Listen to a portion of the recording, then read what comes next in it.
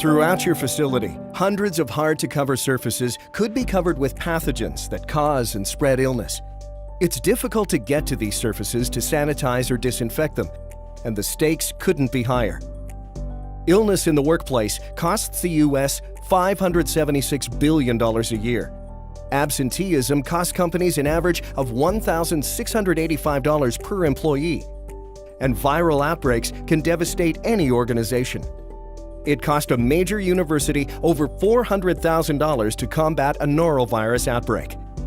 There are approximately 725,000 reported healthcare-associated infections each year, and up to $45 billion is spent treating HAIs. Traditional disinfecting methods like trigger sprays, foggers, misters, and mops provide only limited coverage. A revolutionary way to reach and kill pathogens almost anywhere. It combines the superior surface coverage of proven technology with the proven effectiveness of CLOROX disinfectants and sanitizers. You can kill MRSA, cold and flu viruses, Norovirus, E. coli, and Salmonella in places that could have been easily missed. With trigger sprayers, you might miss areas. Foggers and misters don't provide uniform coverage. Our electrostatic spraying system provides some of the most advanced and comprehensive disinfecting and sanitizing available.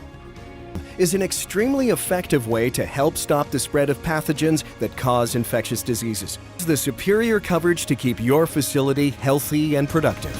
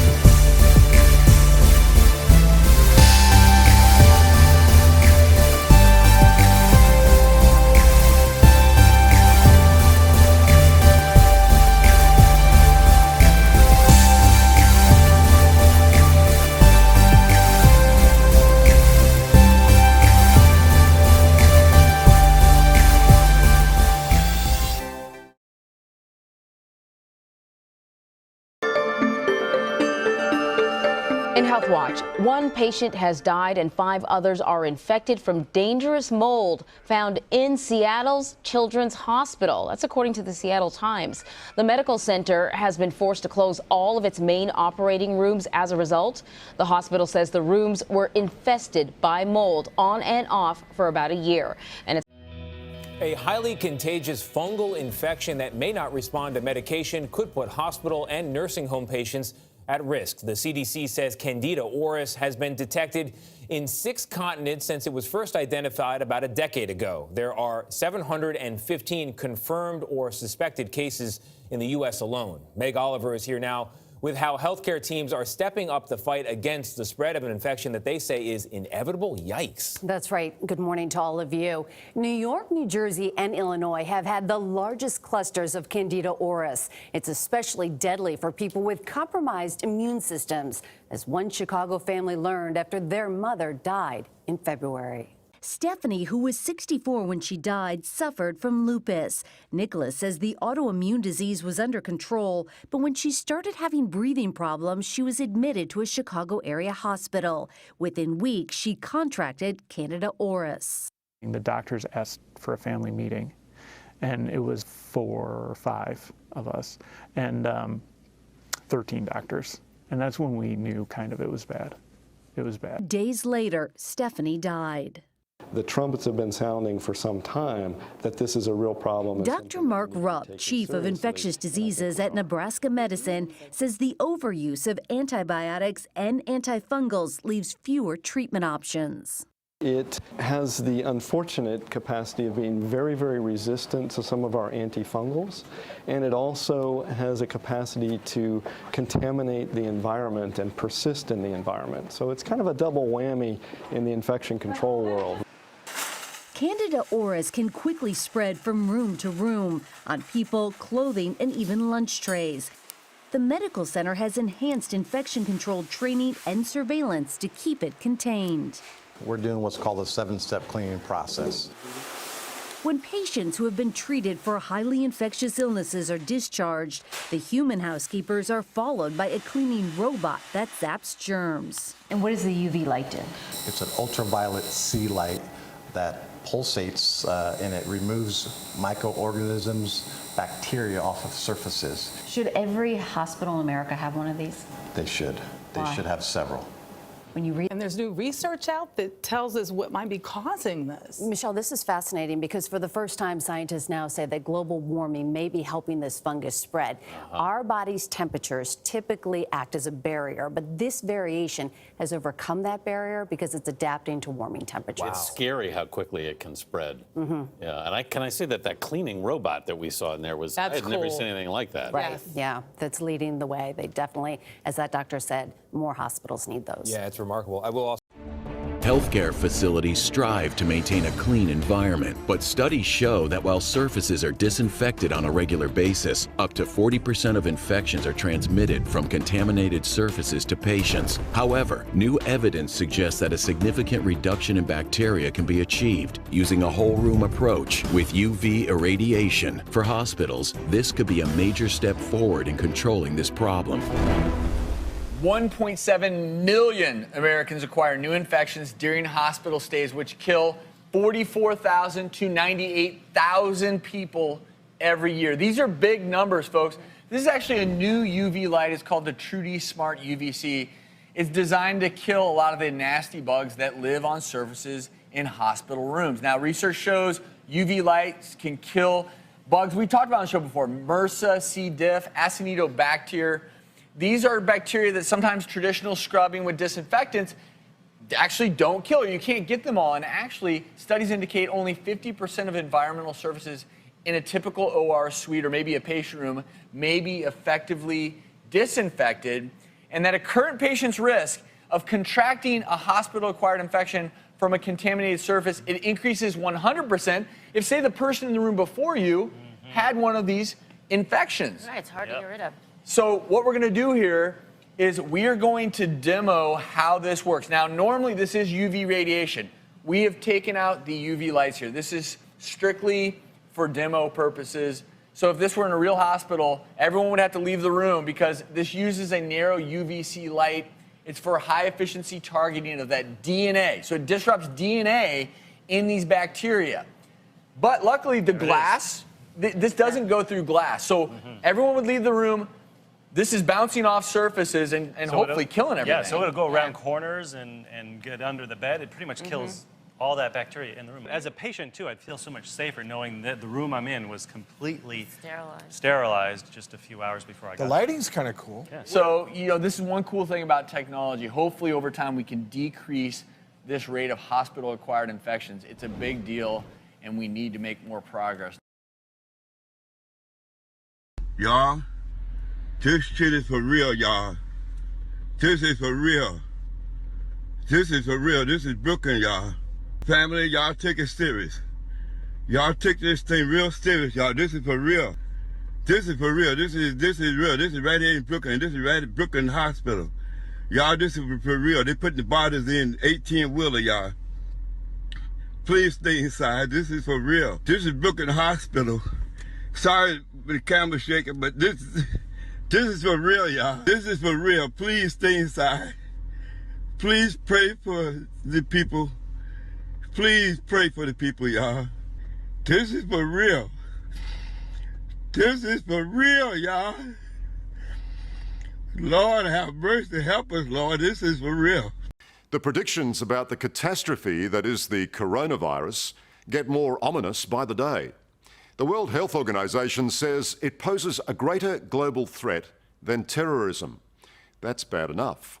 But what the expert you're about to meet says is even more terrifying. 60% of the world's population could become infected with the virus, and that as many as 45 million of us might be killed by it. It doesn't appear that any country has been completely successful at 100% containment and driving it back into the wild.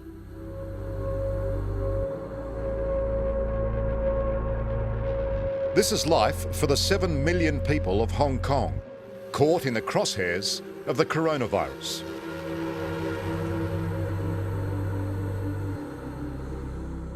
It frightens me. But I think that a little bit of anxiety will give you that extra bit of motivation to take precautions.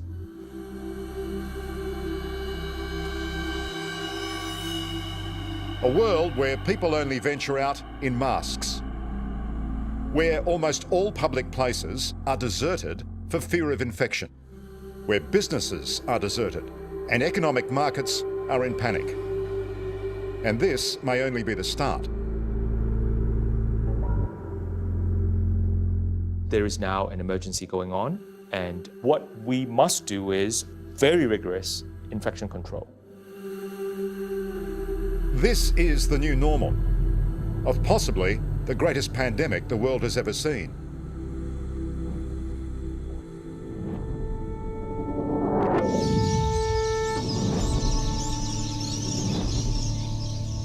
If coronavirus is the disease X the world has been fearing, then it possibly began somewhere like this, among a colony of bats. There's sleeping time bombs across the region right now.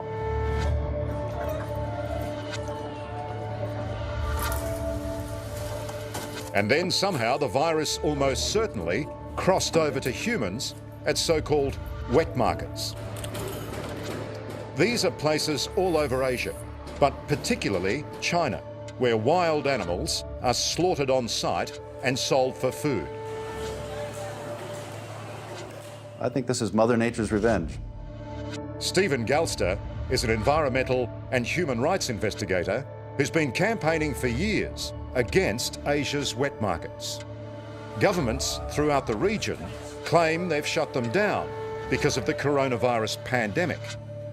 But here in Bangkok, as you'll see, we're about to go undercover to show that's simply untrue. It was very scary.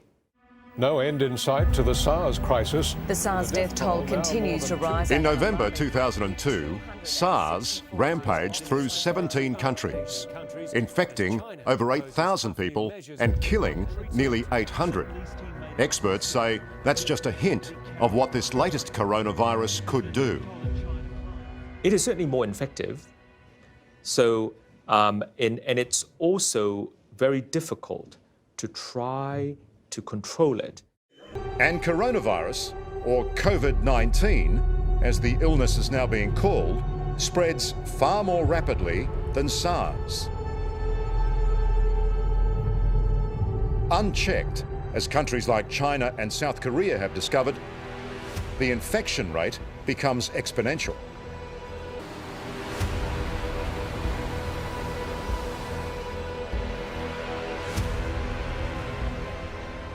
Coronavirus has already struck over 80 countries and counting.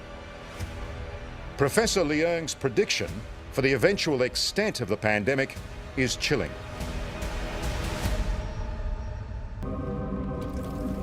At current mortality rates, that level of infection would mean between 45 and 60 million deaths worldwide.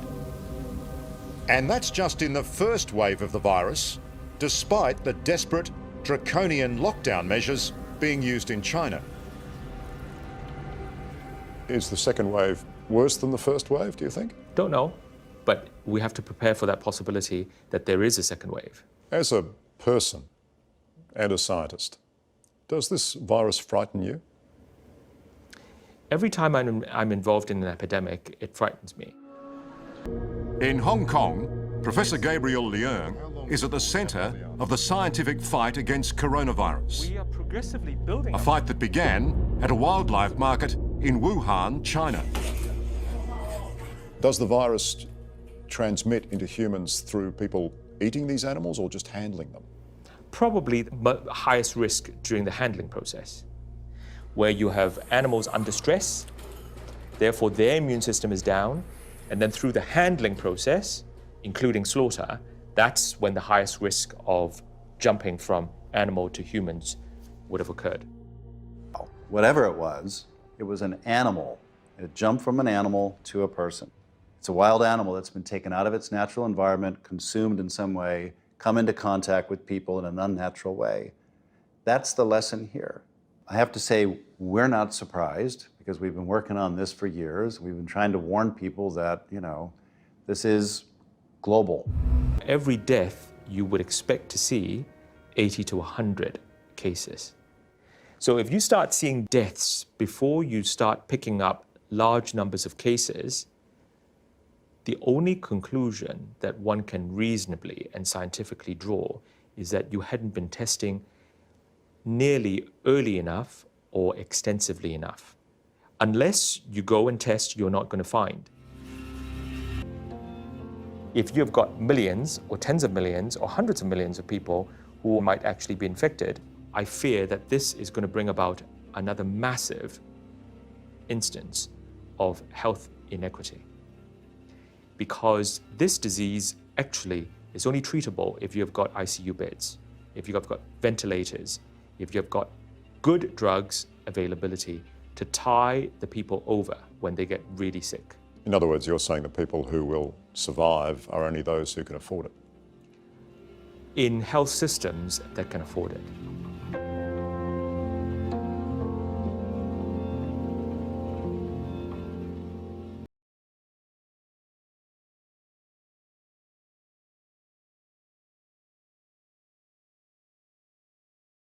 Antimicrobial coating in action.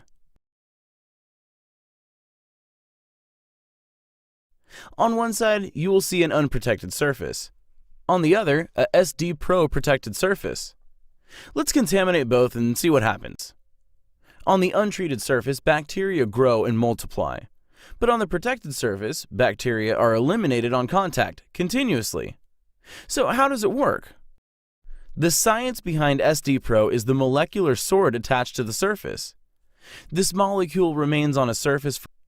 The active molecule has three functional elements.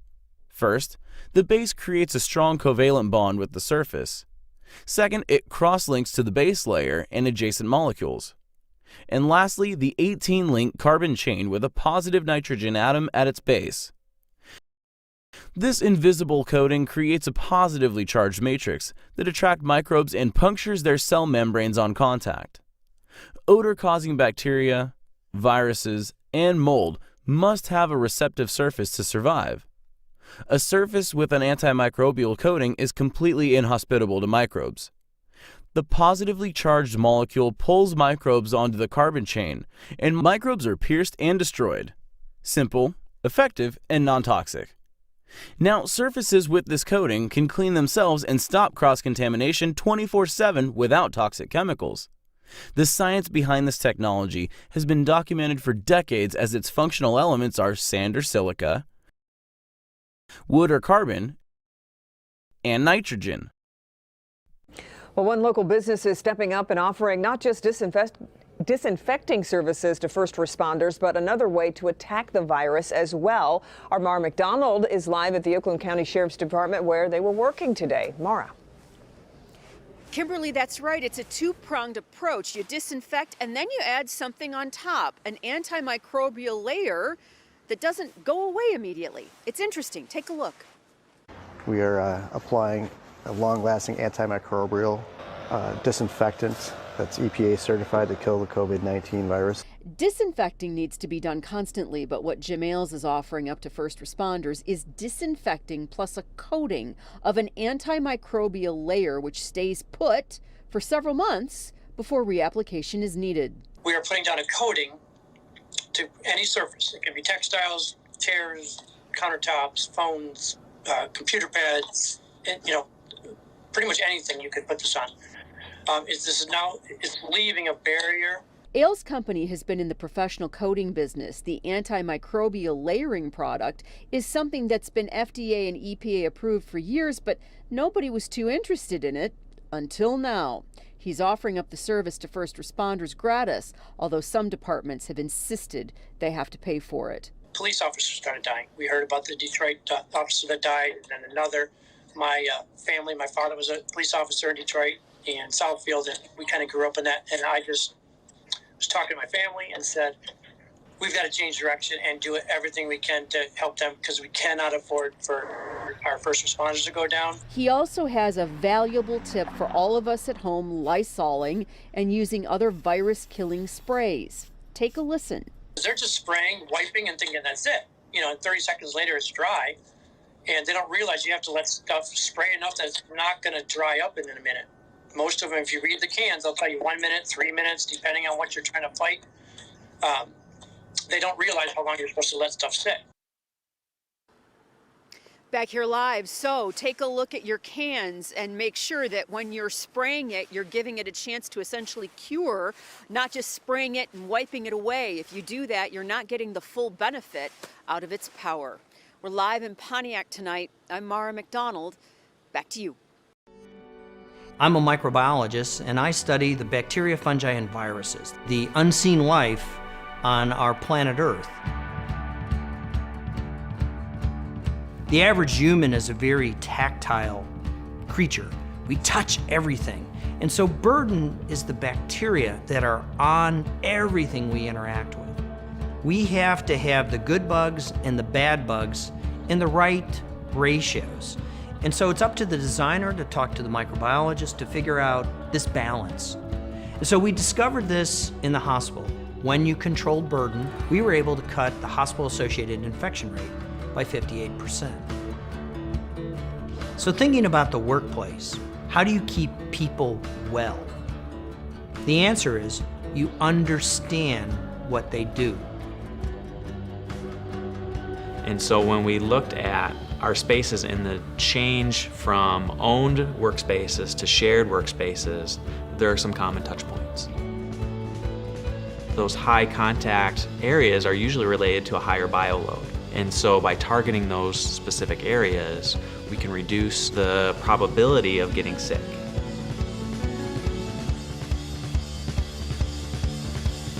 So one of the technologies that we've been exploring in material innovation are antimicrobial materials. And the current way to address that, which meets our sustainability aspirations, is through silver ion. Silver ion is a well-known technology. We use a very small fraction of it in many different kinds of materials to great effect. We've targeted worker touch points on the product. So those being the soft edge on the front, the height adjust controls, and then power access. A longer-term technology is mimicking shark skin. The physical texture creates an inhospitable environment for the bacteria to adhere to, and so they die out. So there's a real science behind antimicrobial technologies in balancing not only the technologies, but the ability to translate those technologies to products, the manufacturing, the sustainability, and the worker needs. We aspire that a person would leave work feeling better than they came to work, that we create work environments that support well-being, both physically, mentally, and biologically, And one of those pathways is through antimicrobial materials.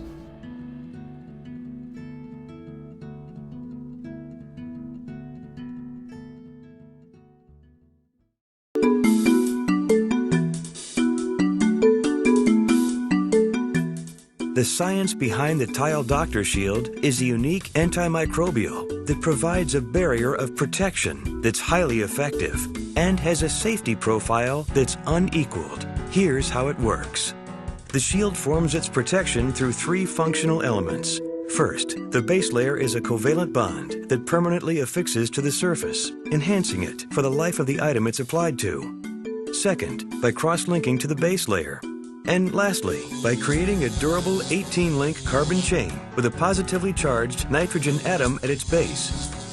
This newly formed surface sets up a cationic, or positively charged surface, that creates 2 lasting benefits. The first is a clean base layer that makes removal of dirt, grime, and other organisms as easy as wiping with water. And second, the matrix of swords that provide the tool for solid microbe control.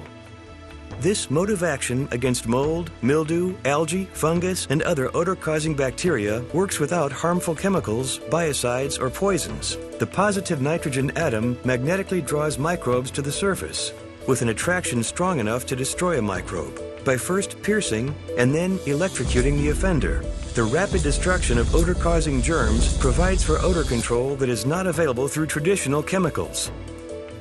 Traditional antimicrobials work by leaching or off-gassing to deliver a poison for microbial control. These older technologies are narrow in their scope of effectiveness, with some only working on fungus and others on a limited range of bacteria. Some common chemistries even allow for organisms to adapt, thus creating superbugs in our environment. This begs the question of what value using heavy metals, toxins, and pesticides bring when they can allow for unwanted elements to be reintroduced into the environment.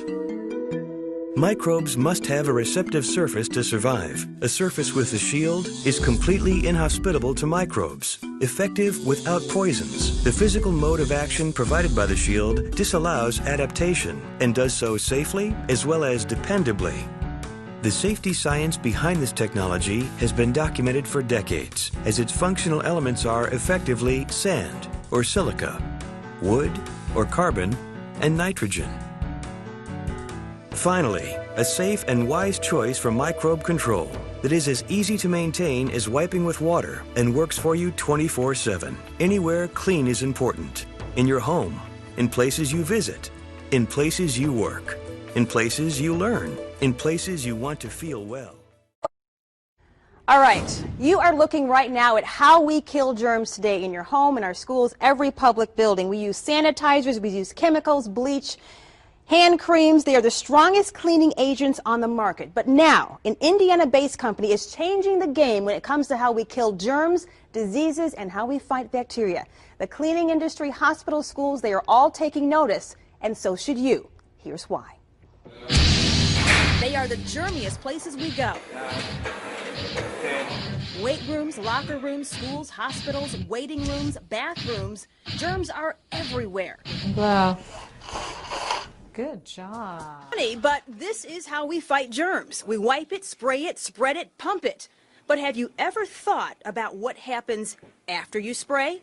The problem is that once it's rinsed or something is touched, that protection goes away.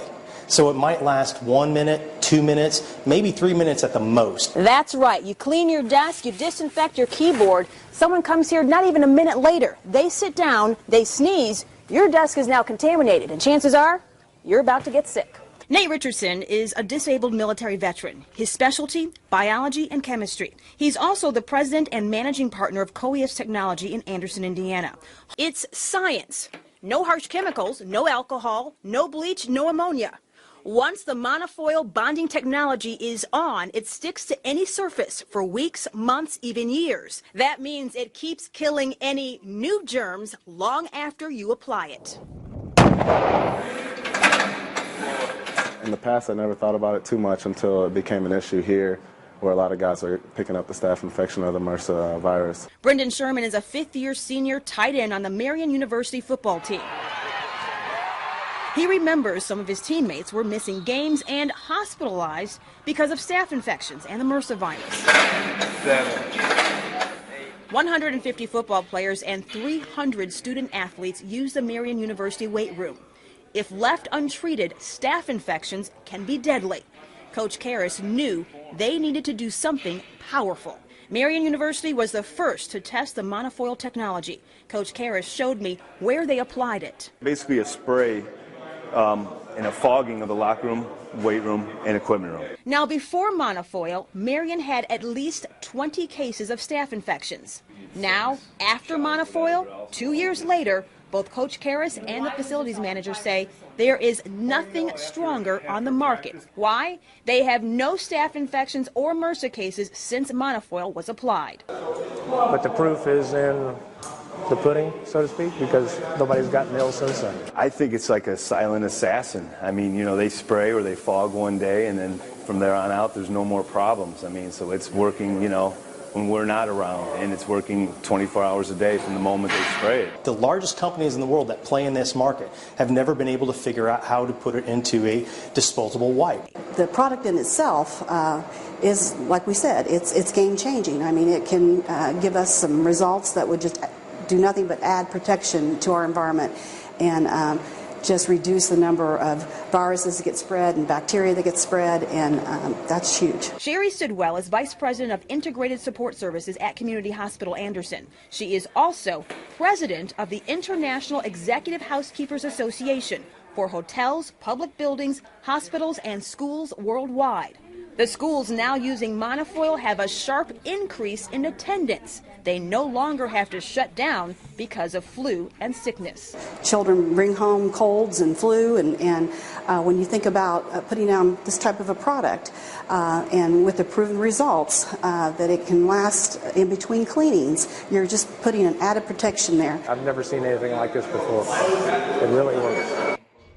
And Bob, this is such a major breakthrough. Right now, Walt Disney is using monofoil in all of their theme parks. 3 of the biggest hotels in Las Vegas, they use it, and now our U.S. military is getting ready to put it in the uniforms of our servicemen and servicewomen. I mean, the results are so powerful. Notre Dame, Ball State, the academies, Georgia Tech, they're all using monofoil. Comes in a lot of different forms that we have right here.